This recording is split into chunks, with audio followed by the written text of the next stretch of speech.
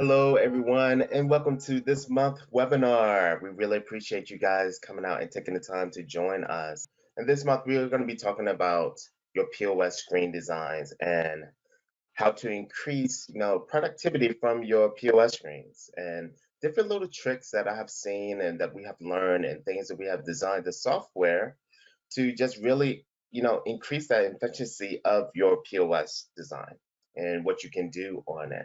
So we're going to see, can we today, make it a little easier for your cashiers to be able to do upsells? What some of the tricks and things that we have done and that we do for to actually help your cashiers realize that maybe they ought to go ahead and, not so much as an upsell, because a lot of people they hate that whole word sales. So when you hire your cashiers, they got that wheezy feeling, selling. I gotta sell, I gotta sell. But more or less, I approach it with a like, hey, you can get a much better deal if you was to actually get this type of combo. So, we use modifiers, and I'm gonna show you how, we can add different modifiers to do things like that. Also, we have seen and proven that the way that you go out there and you design your POS screen, you can really increase your cashier's time and their workflow for us getting through and getting down those lines so they can get to what they came there to do a lot faster.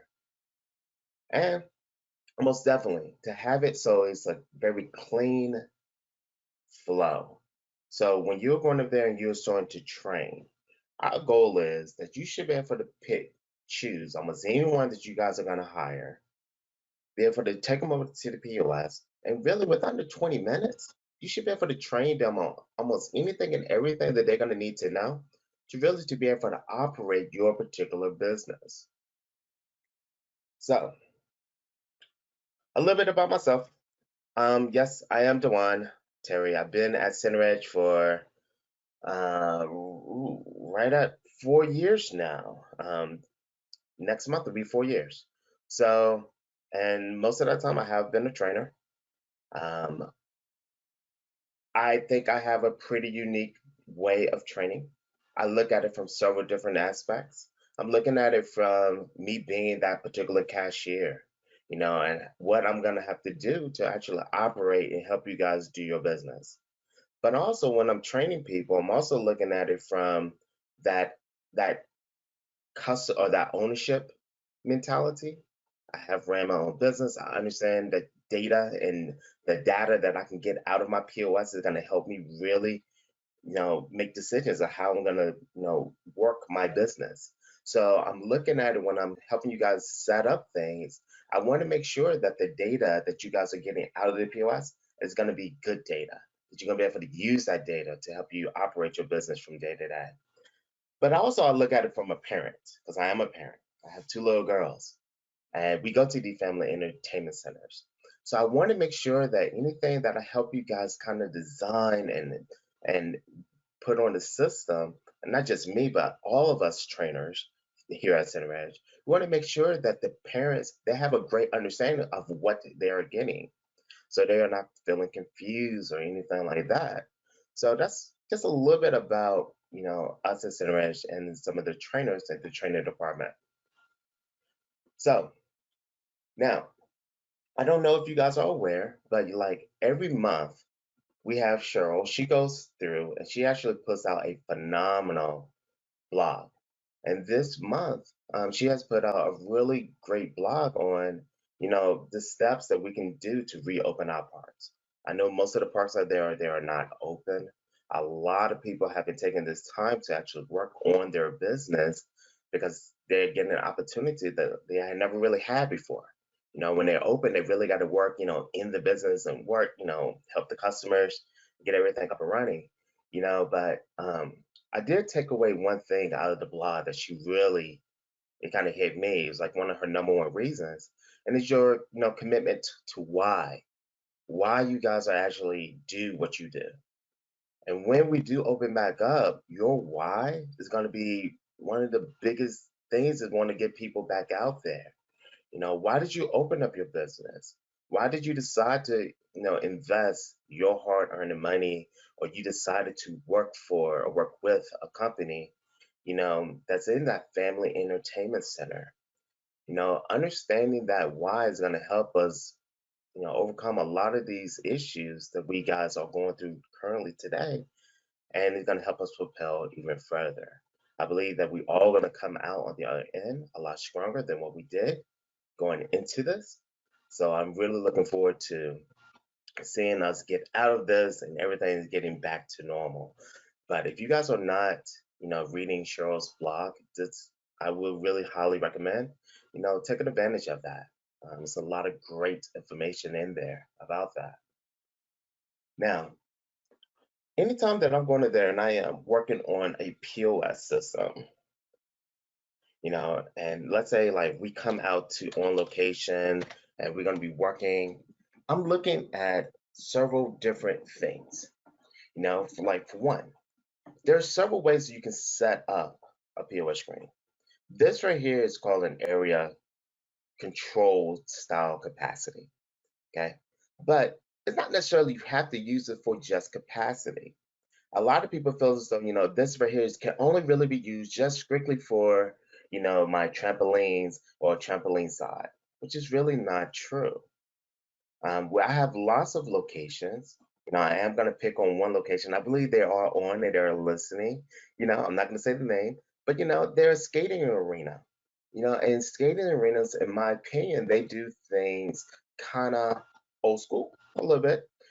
They do everything like by sessions. They have sessions and they'll have, when you're looking at their POS screen, they just have tons and tons of different types of tickets because your day ticket may be more than, the evening ticket or less than the evening ticket, but then you may have like a late night Friday skate session ticket, and it may cost, even more.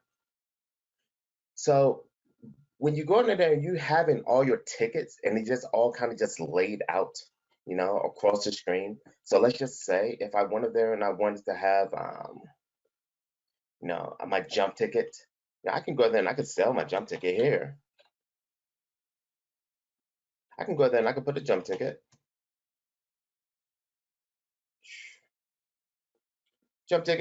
and I can sell it. It's really no difference between me selling the jump ticket like here, or if I was to go through my area capacity. I think I have let's see, I have 60 minutes.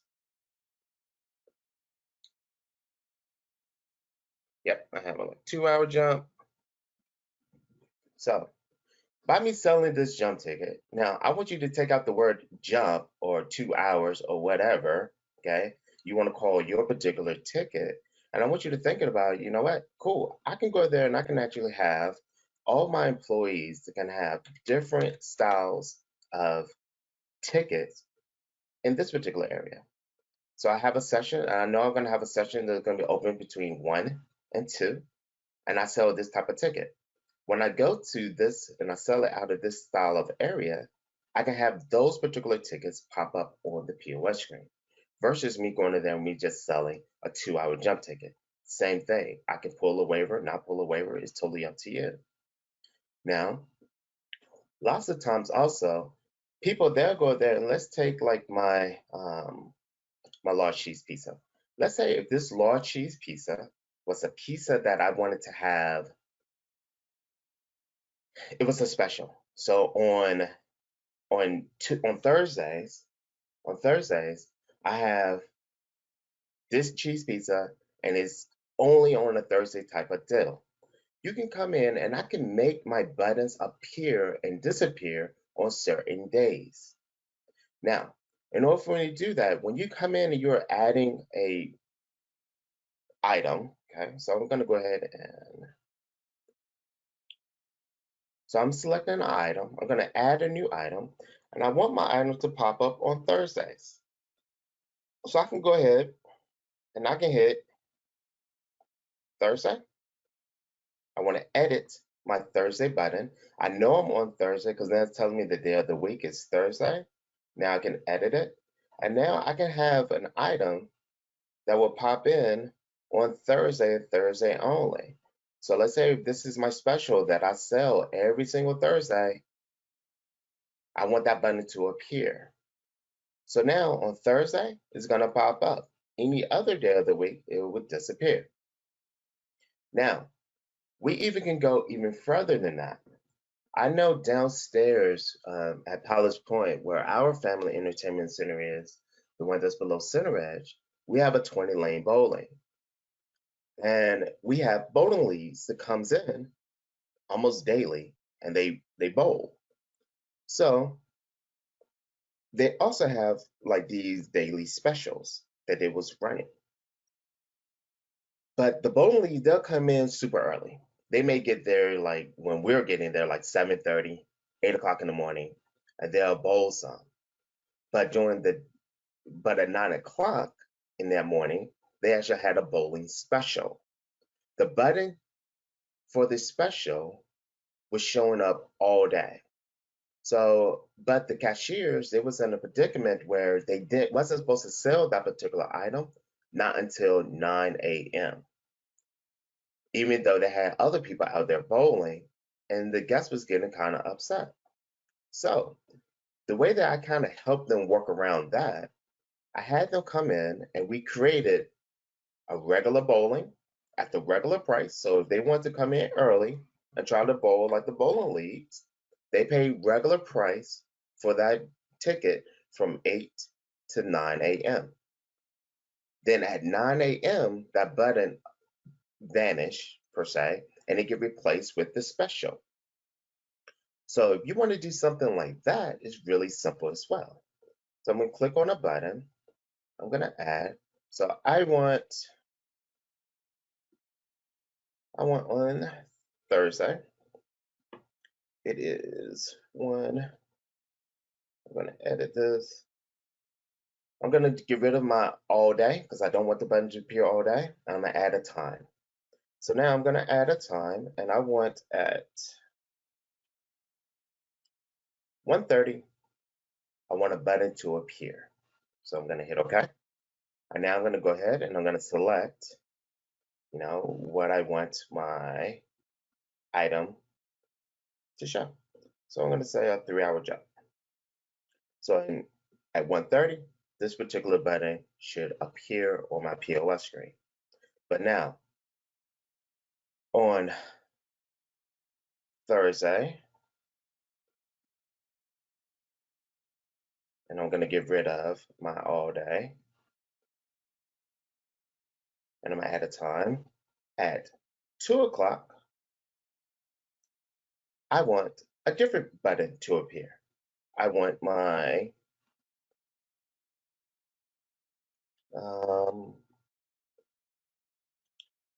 my brisk tea to show up.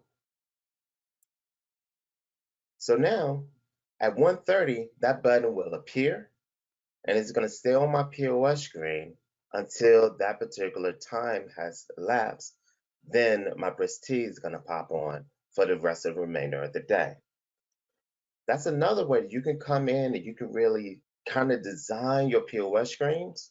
So now it's going to take away that confusion for it's like, hey, I know that we was running a special. I don't know when that special actually begins or ends. This is going to be a way that your cashiers, they can go there and feel really confident in selling the items because I can't sell anything unless it shows up on the POS. And the POS is now designed or it's in a way that now I can explain to my guests to, stop that argument or, stop that frustration. Hey, that special, it actually starts at 9 o'clock. At 9 o'clock now, the POS, it will allow me to sell it. It won't allow me to sell it until then. It would ease a lot of that tension from your guests. Now, another thing is on the POS that I see a lot of times, especially I've been on site and like I'm bringing up people. I have no clue what some of these items are good for. Let's take this, this everything monster pizza. I have no clue what comes on the everything monster pizza if I'm brand new and I really don't know what's going on. There's a way that we can go into this pizza. So me breaking my neck looking at the signage, taking my focus away from the guests. Now I got to look at the signage board to try to read what comes on a everything style pizza. So let me show you how we can set it up. So like, let's take my Hawaiian pizza. When I select my Hawaiian pizza, the ingredients and everything automatically pops up on that particular pizza. I didn't have to use multiple, modifiers. I used the same modifier for my everything, also for my Hawaiian. Now, let's say if somebody that was buying a Hawaiian, they really didn't like the pineapples. At that point in time, I can just go there and just say, I want to hold, and then pineapples. So then I just say no pineapples. That's also going to help me with my inventory control. That's another little neat trick that you guys can do. Now, if you guys see something or you want to get more questions or have questions, we do have other trainers online. They're answering questions, and they are also going to ask some of the questions a little bit later. So please feel free to go ahead and just type in any questions that you guys may have. Okay. So we do have one question that you can probably address right now. Okay. All right. You were working with putting timing for adding buttons for a specific time, but is there a way to simply make it go away at a set time? Yeah. So you're gonna do the exact same thing. I'm just gonna go there and I'm gonna have a time. Oops. I'm gonna come in and let's take Thursday.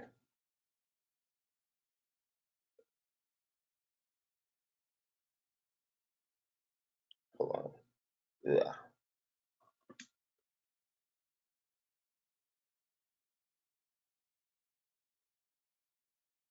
Thursday all day. Add a button. I have a button that shows up at 11.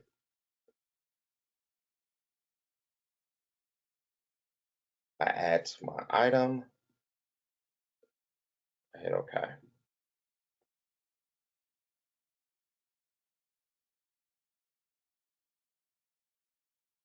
Add my item. I hit OK.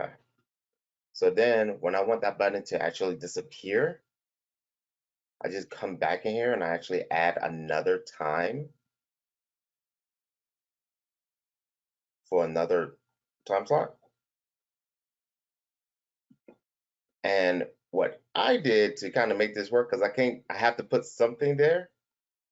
I actually went and I created an item. Now, this is a workaround, but this is one that I found that actually worked really well. So I added an item and I added one of my no items that I use in my modifiers.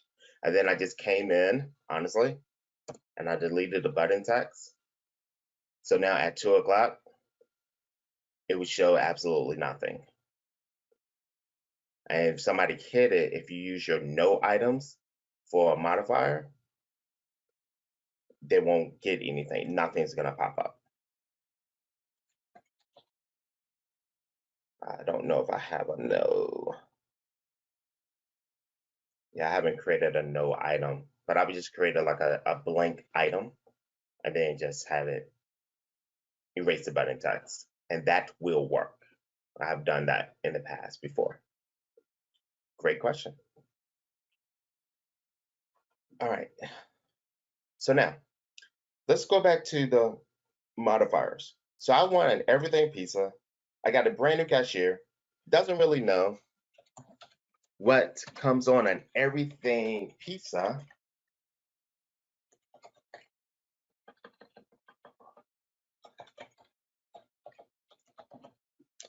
That doesn't really know what comes on an everything pizza. I'm going to go into inventory, item maintenance.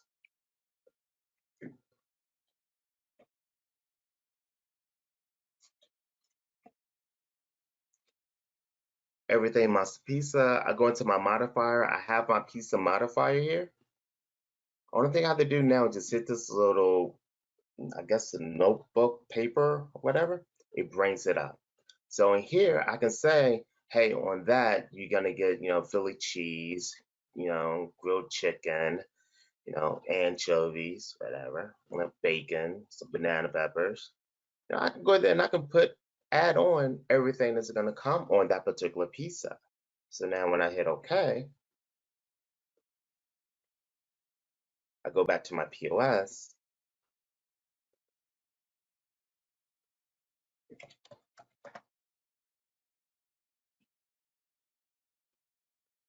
And it automatically pops up.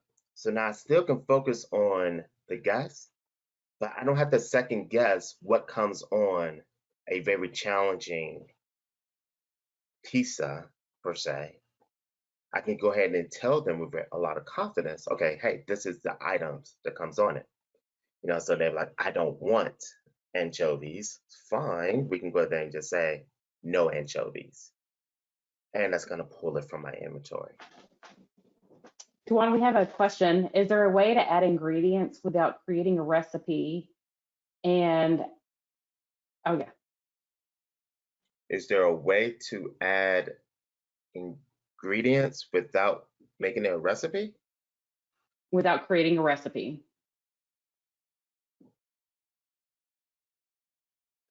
Oh, she just, sorry, Chrissy said you answered your question about the pizza. Okay, all right, awesome. I was a little confused there, but okay, cool. I'm glad it got answered. So yes, if hold on, I think I know now. I understand pretty much what her question was. Okay, now if I'm looking at this for a inventory side, okay, let's take this particular pizza. On this pizza, on an everything pizza, the only ingredients that's going to be mandatory that I'm going to put inside of my recipe is going to be the dough, maybe the marinara sauce, and maybe the cheese. And I say maybe on the cheese because if I can choose a different style of cheese, let's say if I can have provolone cheese or shredded cheese or mozzarella cheese or whatever, if I know I'm going to have a different choice, I'm only going to put the items that I know is going to be absolutes inside of the main recipe. Then I'm going to allow my modifier to actually have all of my other ingredients that's going to go on a pizza. So by me doing it this way, and I'm telling the software, hey, when I have a large pizza, I know I need to take out 6 ounces of Philly steak to go on the pizza.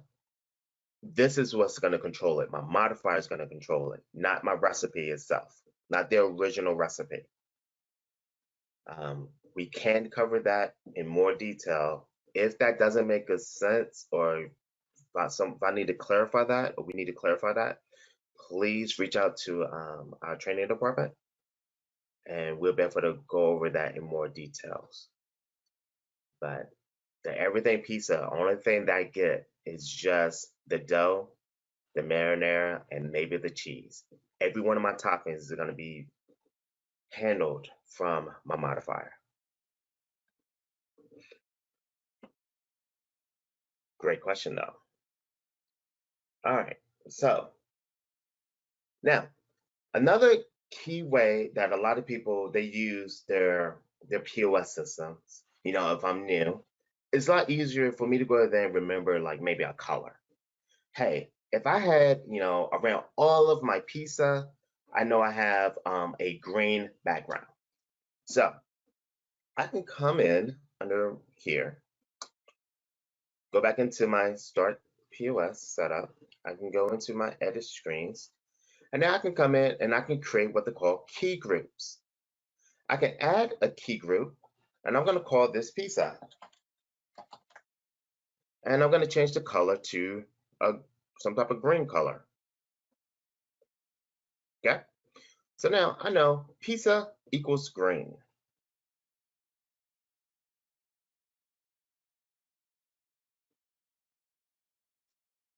And it also would help you if you put it under the right tab. So pizza, and I'm gonna make my pizza, like I said, some type of green. All right, so now I have my pizza. I'm gonna come over to my food tab. I'm gonna go to my Hawaiian pizza. edit that, and I'm gonna select pizza.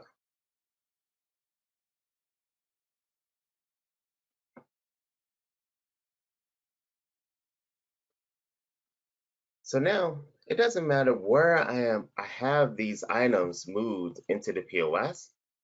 They all gonna have that green background, that green logo. So you can train your staff in a way, hey, all of our entrees, all of our main pizzas, it has this color. All of our, handhelds is gonna be a particular color. You can really go in and just kind of organize it in a way. Now, also, I know what we did, one of our trainers, when we were talking about the webinar, setting it up, he said that he went in, because he used to work at a couple of different locations that use CenterEdge. He said that he went and he did a survey with all of his staff, his the bartenders and the restaurant people, the guys that go there and they bring up food. And he actually talked to them on how the flow would actually best work for them. He said at the end of his survey, and they went through and they tweaked the software by using modifiers and using, different color code options that his staff, he said they increased their transaction times by about 80%. So to come up to say what is going to be the very best way to set up your particular POS screen design is going to be impossible for anyone to do. That's going to be really up to you. But there are ways you can go there and make it a lot easier on you and your staff by just, designing a different flow, or either going about it, with, using your modifiers. Modifiers to me is an amazing thing because I can actually really limit a lot of the options that I have on my POS screen. I can design my modifiers to show, hey, I know that I'm gonna have, I want to go and give you, a choice of, let's talk about that upsell. So let's say I'm going up there and I'm selling like this 1 hour jump, okay? So my 1 hour jump, I don't have any modifiers on it. But let's just say, I want to go there and offer, a $5 gift card, with every 1 hour jump for the price of, I don't know, $2, $2.50. You get a $5 gift card for $2.50 if you buy a 1 hour jump. So if I was wanting to do something like that, I'm going to come in, I'm going to create the item really quick.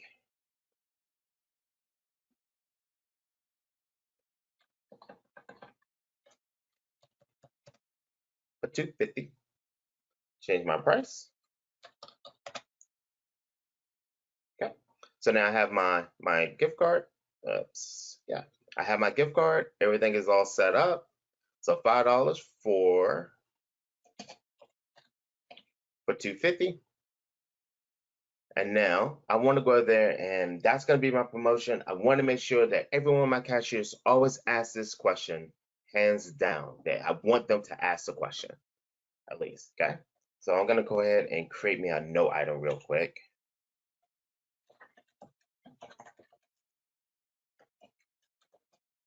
All right, so I got my no thank you. Gift cards. All right.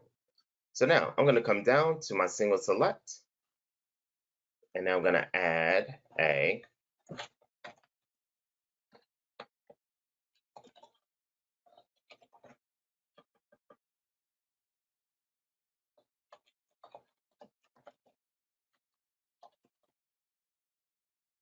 all right, and so now I'm going to come in and I have my 5 and my no. Thank you. Now, anytime that I'm going to go there and I'm going to build a modifier like this, okay, you always want to make sure that me personally, if I'm not going to do a custom price, if I want the price to actually follow the actual inventory item, you make sure you come back and you hit item. By hitting item, If I do have something that's, I can change the price, now I only have to change the price under my inventory item, and it's going to change it across any modifier that I may be using. If I came in and I did a custom price, okay, then I would have to put in the 250. But if I was to actually change this promotion to something else, I would have to make sure I go and find any modifier and change it there as well. Just FYI. So now I have my single select template. I come in, I select my 1 hour, and now I'm just going to add that to it. Yeah, I can add as many modifiers in this way as I want, you know. Now, if I go up there and I have multiple things I'm going to be asking, so let's say like I'm going to be asking, let's say a steak. You know, some people, they go in, they're like, hey, I want a steak or ribeye. How would you like it cooked? You know, medium well, all that. So I ask that question. If I go and I have a question within inside of a question within inside of a question, I only can go 3 modifiers deep. But if I stack them on this way, I can add as many modifiers as I really want to. Now, it will get very, you know, frustrating for your cashiers to have to ask all of this, but I can stack them on as many as I like, and it will go ahead and it will ask you every one of these, which is fine. You can also organize which order that you want it to be asked as well.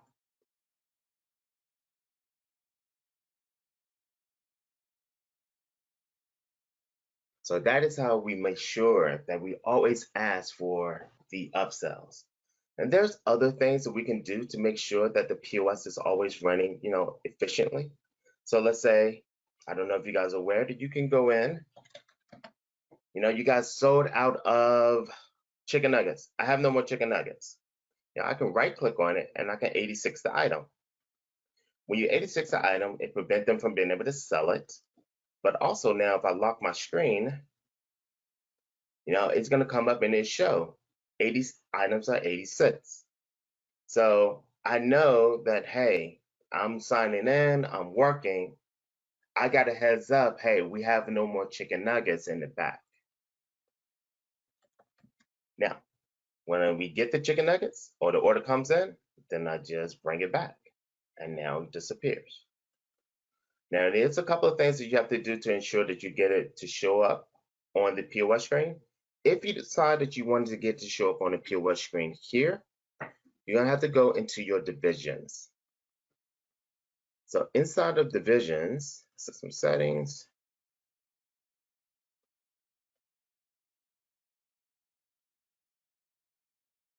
you have your divisions and you can show your 86 items on the POS login screen. Now, divisions. I really like divisions. Divisions is a way that I can also really help my cashiers be really efficient at their job and what they're going to be doing. Because if I know that I have a area that I sell 90% of the items that I sell in that area is going to be the food. I'm going to have me a food division. So that means that now I can design my POS screens that's going to be better fit and flow for that particular area or that particular POS screen versus my front gate admissions. My front gate admissions, I need that to be so I can sell my tickets. Now, no one's saying that I can't sell just because I got food in my food area and my admissions in my admission area. I still can cross-sell anything within inside CenterEdge. I can sell food from admission. I can sell, you know, tickets at the eat area. But if I had a division set up, I know when that POS log in, it's going to log in directly to the home screen of all the food and all the items that it sells in that division. Division is, I know that that way I can control, you know, hey, are you born before such and such age? You know, maybe 18 if you guys have the movie theater. for rated R style movies. If have my POS in a bar, I need to have it be born before age just 21, because I'm probably selling alcohol. So I can have that down at the bottom. We can also, by using my divisions, a lot of people, they realize they want to get information from the park. As an owner, I would like to know where I need to put my advertising dollars at. CenterEdge, we have phenomenal reporting that can show you hot areas of where you get the most of your activity is coming from this zip code. Some people, they don't like that pop-up because it just shows up too often for them. You can come in here into your divisions and you can set up enabling surveys. So for me, a good happy ground, if I'm not going to have it ask you every single transaction, how about at least every fifth transaction? We get some type of data. It's not popping up all the time, but it is asking sometimes. I can ask for the postal code. I can select I want it before, after the sale. This way that we can actually collect that data. This is going to be really good for those of you that do not use waivers.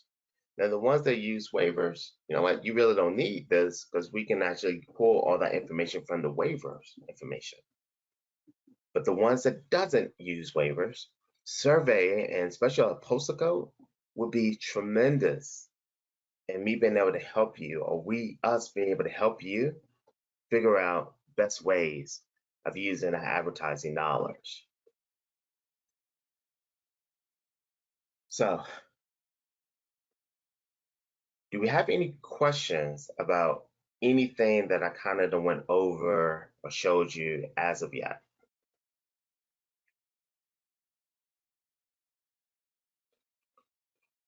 Go back to my POS. Oh, okay. So we have one. Would you suggest using email receipts to collect data and cut down on paper?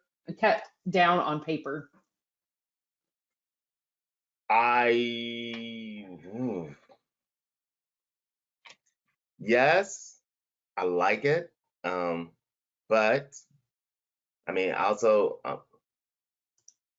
I think always give them that option. I would never try to force your cashiers to make it be a hard set rule. But most definitely, I'm going to have that option turned on, and I'm going to leave that option turned on to give them that. But the only thing is, with that, you're going to give them that option of emailing a receipt.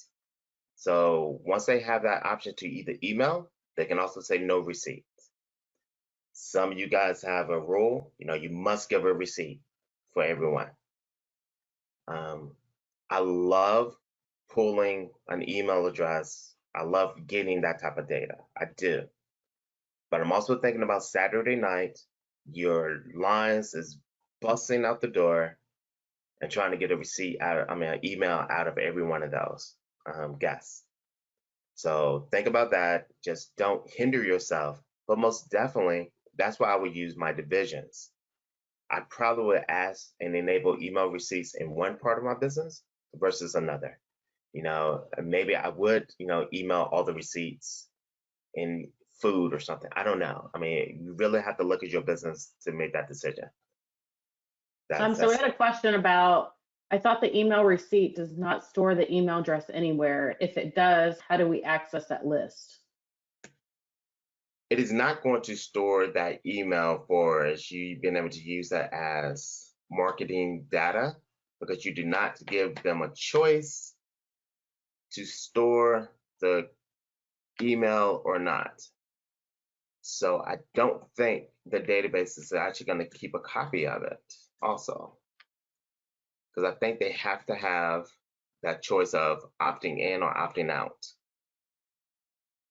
I don't think the software is going to say that, but I will check on that. Whoever asked that question, we'll get your information and we'll contact you back, because I do want to verify that just to make sure, but I don't think it does.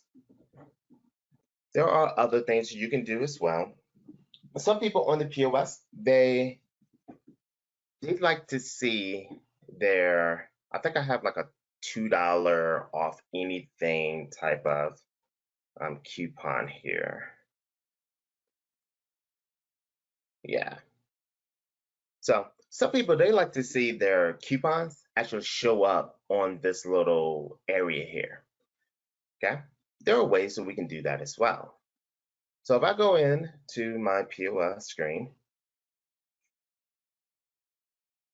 and let's say I know I'm running some type of food coupon discount type deal, I can come in, I can change this to apply my discount. Let me apply my discount. So now I can find my $2 off anything.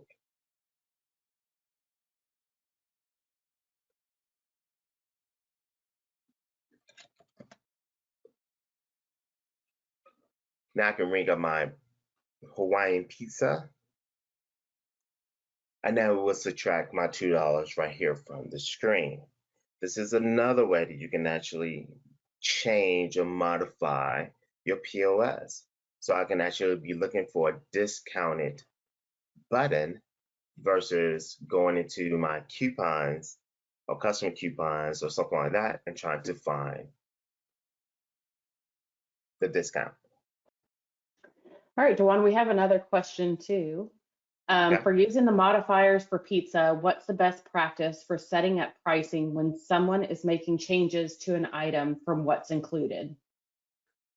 So if you go and let's say if you have a specialty style pizza, okay? So like if you look at my pizza here, I have a Hawaiian pizza, which is $17. That's a specialty pizza because you're buying a specialty pizza. But my bacon cheeseburger, I think that one might be 17 as well. My everything pizza, that comes in at $18, okay? So I go in and I preload those prices on a specialty pizza. Now, my large cheese pizza, that one, I got it for, $15, $14.85. So if I wanted some type of like, build your own style pizza, I mean, the way that I'm looking at it, yeah, I can go and I'm going to create a build your own. And that's when I'm going to have two different style of modifiers. I'm going to have one modifier is going to be for with the price. And I have one modifier that's going to, so I have one that's going to cost. And then I'm going to have another one that's doesn't cost anything. I just copy the modifier. So I can just copy this.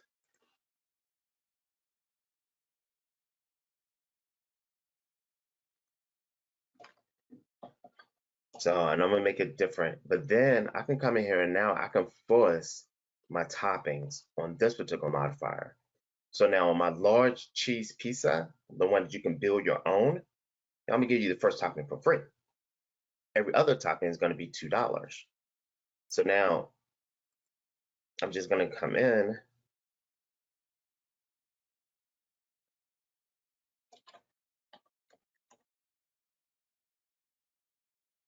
and now I'm gonna just swap out that modifier from my standard free one to my one that actually costs. So now I'm gonna charge you on that one per toppings. But my specialty pizzas, they have already a preset price. You can do it that way. Now, if you go and if you decide that you want to do something like have the everything pizza, but if you start adding on more toppings than that, that's when it's gonna get a little tricky. It's doable, but you're gonna have to have a modifier for every one of these style pizzas. And so that's where it's gonna get really, really time consuming on the back end. But up front, for us a cashier and a guest, it's gonna be very clean and easy for them. But you will have to make a modifier for each and every one.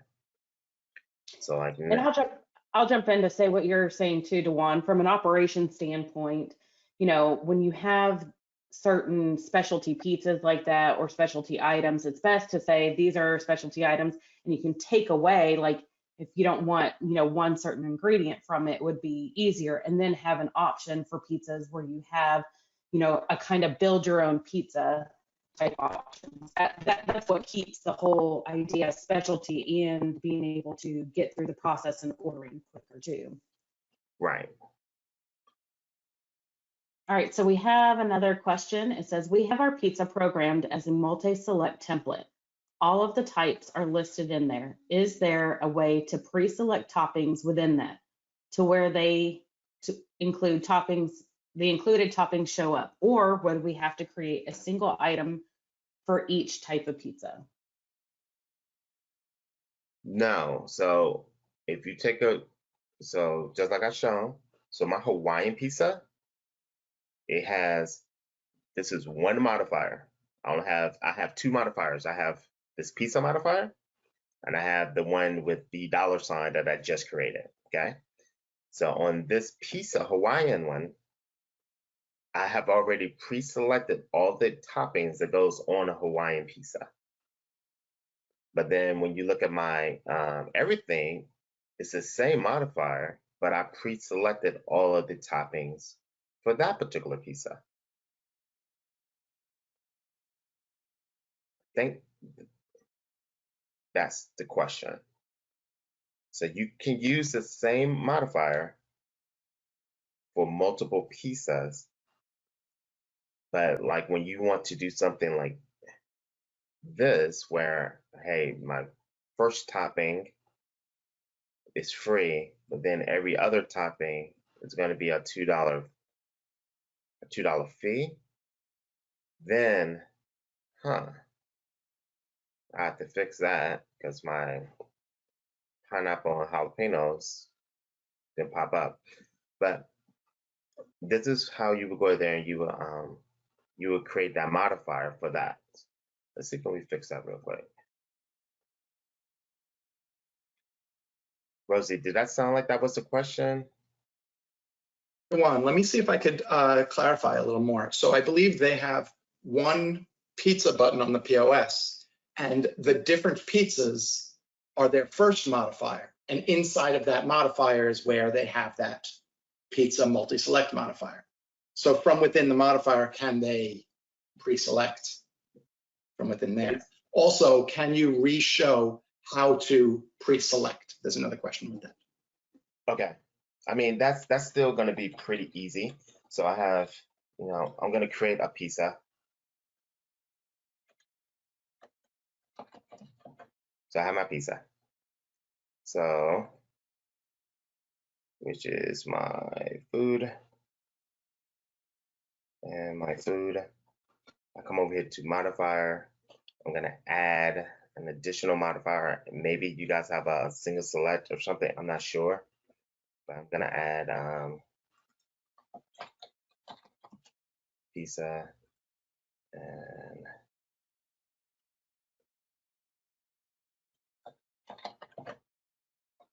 so I have like the Hawaiian.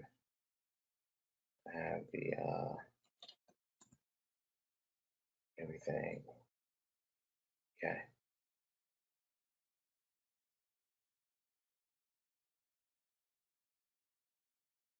Okay. So I have my pizzas with inside of a modifier.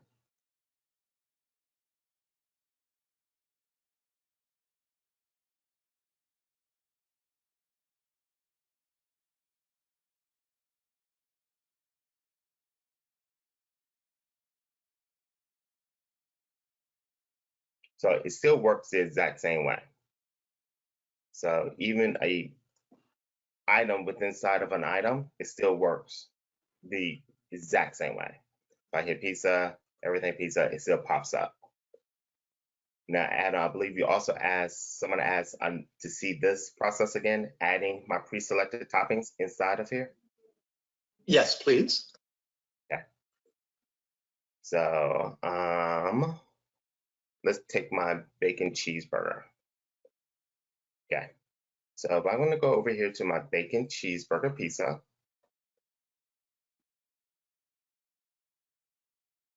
So I'm gonna select my modifier. So it has that modifier already on here. I'm gonna go to this little notebook with the pencil kind of look like thing here. And now I'm gonna put in, so this one has like the beef topping, 3 cheese blend. I don't, you know, onions, tomatoes, green peppers. So these are the items that comes on that pizza. So now I just hit OK. So now if I go back and I sell that, it's gonna automatically take those items out of my inventory and also pre-prompt the software. So let's walk this.